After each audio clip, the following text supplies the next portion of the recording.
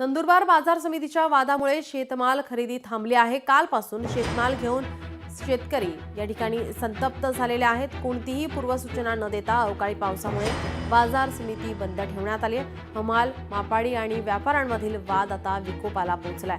वादाचा फटका हा शेतकऱ्यांना बसतोय। जिल्हाधिकाऱ्यांच्या सूचनेनंतरही लिलाव सुरू झाले नाहीत। तातडीनं खरेदी विक्री सुरू करण्याची शेतकऱ्यांकडून आता मागणी होत आहे।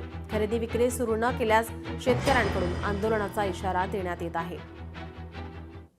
कालपासून मार्केटला आलेलं आहे, पण हे हमाली मापाडींचे यांचे काय आहे ते आम्हाला माहीत नाही। त्यांच्या वाद चालू आहे, त्यांचे वाद त्यांनी सोडवायला पाहिजे। शेतकरी एवढं कालपासून आलेले आहेत ट्रॅक्टर घेऊन, त्यांचं भाडं वगैरे 2,000 रुपये भाडं अजून रिटर्न घरी घेऊन जाते।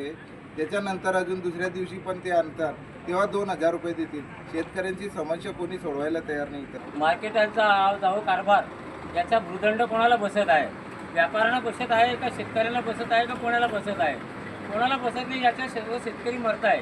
आम्ही आज सकाळपासून मार्केटमध्ये ट्रॅक्टर वाहनं वगैरे घेऊन माल घेऊन बसलेलो आहे। ऐन टाईमवरती मार्केट कमिटीचे साहेब लोक फळ्यावरती लिहून दिलं अवकाळी पाऊस असल्यामुळे मार्केट बंद।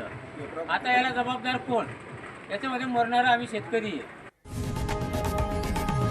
लोकशाही मराठी ऐका, पहा, जागरूक रहा।